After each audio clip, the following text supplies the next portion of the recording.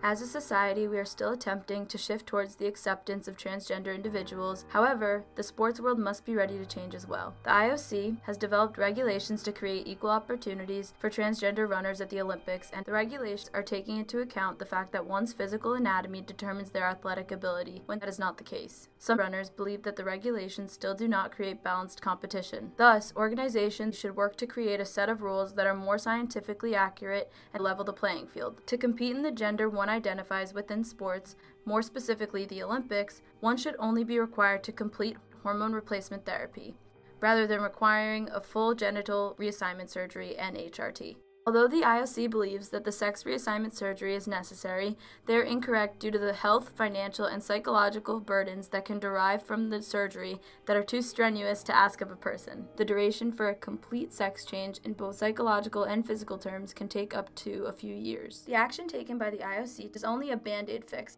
The guidelines for competition need to be amended. There can be dire consequences for persons forced or involuntarily given gender reassignment surgery. One such example is illustrated in the story of David Reimer. The New York Times bestseller is a great example of how the outward genitalia is not what defines someone's gender. When the doctor altered his gender, he thought that this would enable David to be similar to any other female because his genitalia was changed. This ended up not being the case because even though David had a vagina and was raised as a girl, he did not feel as though he was a woman, and that was due to the fact that the hormones that he was producing were that of a male. This then supports the argument for the amendment because it shows how genitalia does not affect gender. Hormones do.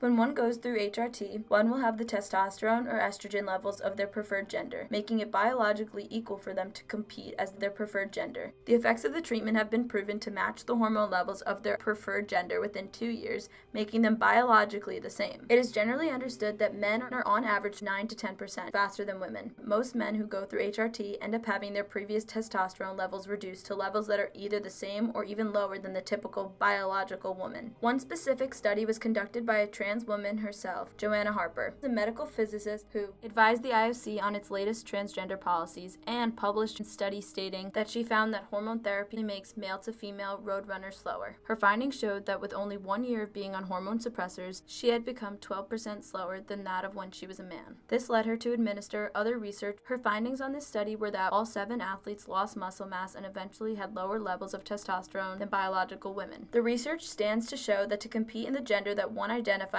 within sports, one should only be required to complete HRT rather than requiring a full reassignment surgery. The IOC must take action to this issue as more and more people identify as transgender in today's society. Forcing athletes to undergo an unnecessary surgery could lead to mental health issues, financial struggles, and psychological problems in general. The fairness of the game would then have to be called into question, a result that neither athletes nor the IOC want.